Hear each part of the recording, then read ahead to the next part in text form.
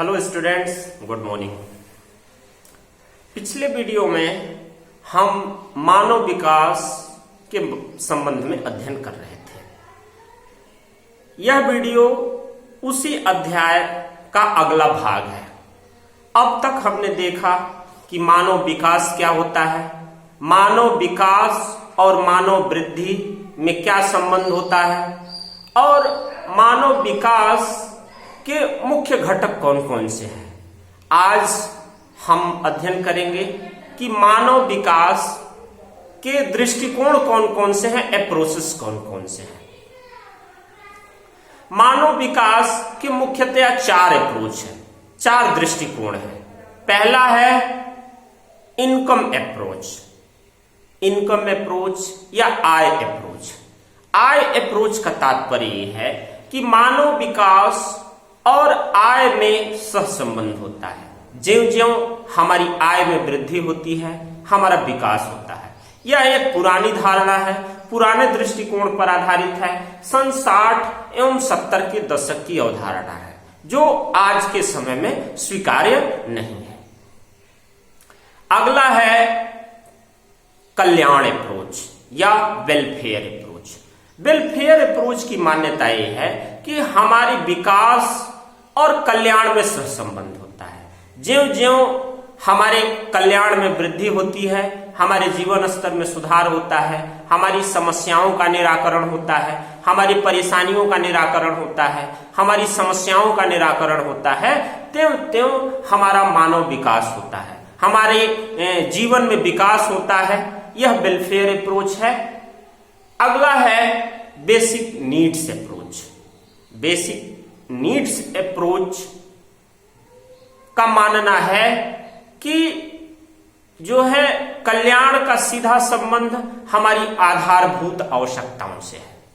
आधारभूत आवश्यकताओं के अंतर्गत रोटी, कपड़ा, मकान, शिक्षा, स्वास्थ्य और जल तक पहुंच, स्वच्छ जल तक पहुंच इत्यादि को माना जाता है।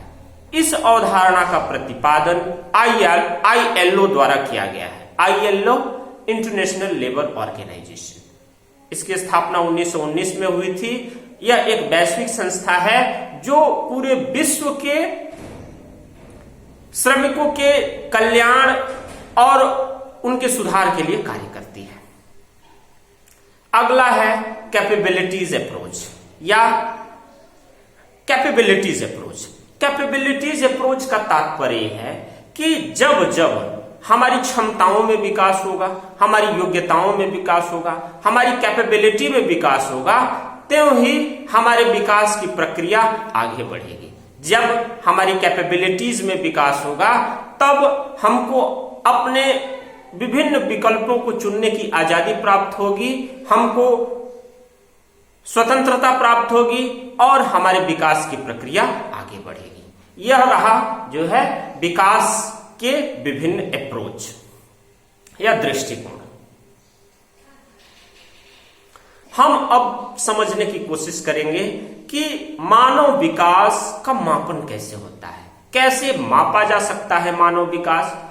इसके पहले हमने अध्ययन किया कि मानव विकास की एक सुव्यवस्थित संकल्पना देने का श्रेय महबूबुल हक और भारतीय अर्थशास्त्री अमर्त्य सेन को जाता है। सन 1990 के दशक में अमर्त्य सेन और महबूबुल हक ने एक सुव्यवस्थित और वैज्ञानिक अध्ययन मानव विकास का प्रस्तुत किया, जिसको UNDP United Nations Development Programme ने मानव विकास का मापन या मानव विकास की रैंकिंग के लिए आधार बनाया, जिसे SDI या ह्यूमन डेवलपमेंट इंडेक्स या मानव विकास सूचकांक के नाम से जाना जाता है। मानव विकास सूचकांक के अंतर्गत 3 घटकों को शामिल किया गया। पहला है शिक्षा।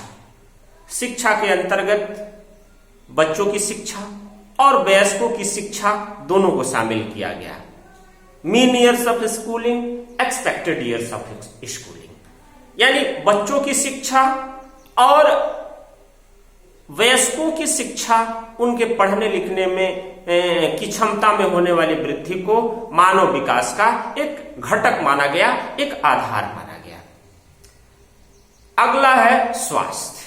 स्वास्थ्य मानव विकास का एक महत्वपूर्ण आधार माना गया, यानी कि यूएनडीपी द्वारा प्रस्तुत किए गए मानव विकास सूचकांक के अंतर्गत स्वास्थ्य को भी मानव विकास का एक महत्वपूर्ण आधार माना गया। स्वास्थ्य के अंतर्गत हमारी जीवन प्रत्याशा, हमारी लाइफ एक्सपेक्टेंसी मानव विकास में महत्वपूर्ण भूमिका अदा करती है। ज्यों-ज्यों यदि हमारी जीवन प्रत्याशा कम होगी तो हमारा निम्न मानव विकास होगा, यदि हमारी जीवन प्रत्याशा अधिक होगी तो हमारा मानव विकास अधिक होगा। आजादी के समय में हमारी जीवन प्रत्याशा, हमारे देश के लोगों की जीवन प्रत्याशा मात्र 32 या 33 साल थी। आज हमारी जीवन प्रत्याशा बढ़ करके 69-70 साल के आसपास हो चुकी है।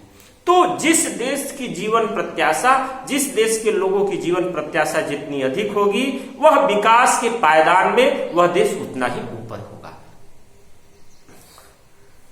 अगला है संसाधनों तक हमारी पहुंच, एक्सेस टू रिसोर्सेस। इसके अंतर्गत हमारी इनकम जिससे हम विभिन्न संसाधनों को प्राप्त कर सकते हैं, उसको आय का एक महत्वपूर्ण मानव विकास का एक महत्वपूर्ण आधार माना गया, जो हमारी स्टैंडर्ड ऑफ लिविंग को निर्धारित करता है, जो हमारे जीवन स्तर को निर्धारित करता है, उसको भी मानव विकास का एक महत्वपूर्ण आधार माना गया। इसके अतिरिक्त समय के साथ साथ यूएनडीपी द्वारा बहुत सारी संकल्पनाओं को, बहुत सारे मॉडल्स को मानव विकास का मूल्यांकन करने के लिए अपनाया गया। सन 2010 में एक मानक अपनाया गया, मल्टी डायमेंशनल पॉवर्टी इंडेक्स, यानी बहुआयामी गरीबी सूचकांक। इस सूचकांक के माध्यम से यह देखने की कोशिश की गई कि किन किन क्षेत्रों में बहुआयामी गरीबी का क्या क्या स्तर होता है। बहुआयामी गरीबी क्या होती है? बहुआयामी गरीबी का तात्पर्य है कि हम विभिन्न सेवाओं से, विभिन्न संसाधनों से महरूम हो जाते हैं। शिक्षा से, स्वास्थ्य से, स्वच्छता से, साफ सफाई से, बिजली से, हॉस्पिटल से और विभिन्न तरह की सुविधाओं से महरूम होते हैं और हम गरीबी के दुष्चक्र में फंस जाते हैं, विशियस साइकिल ऑफ पॉवर्टी में फंस जाते हैं और हमको जो है गरीबी से बाहर निकलना कठिन होता है। जिस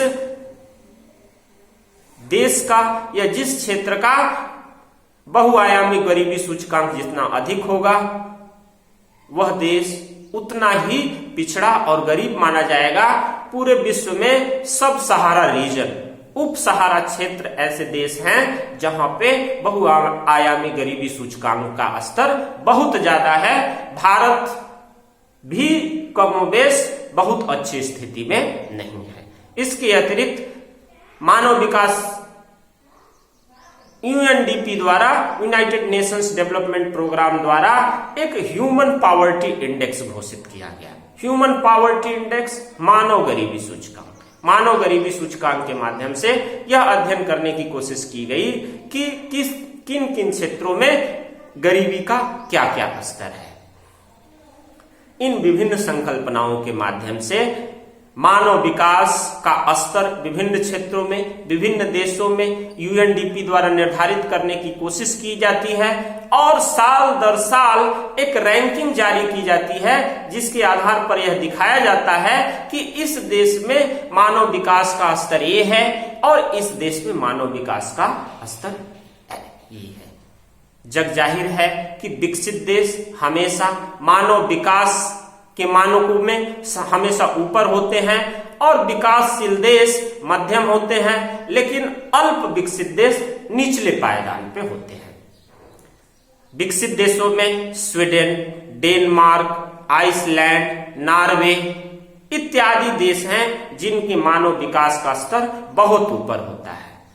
इन देशों में मानव विकास का स्तर ऊपर होने का मुख्य कारण है कि इन देशों ने सामाजिक क्षेत्रों में बहुत ज्यादा निवेश किया है। सामाजिक क्षेत्रों का तात्पर्य है कि शिक्षा के क्षेत्र में, स्वास्थ्य के क्षेत्र में, रोजगार के क्षेत्र में और लोगों के जीवन स्तर को ऊपर उठाने वाले विभिन्न क्षेत्रों में इन देशों ने इतना ज्यादा निवेश किया है कि हमेशा इनका जो है एसडीआई रैंकिंग हमेशा ज्यादा होती है।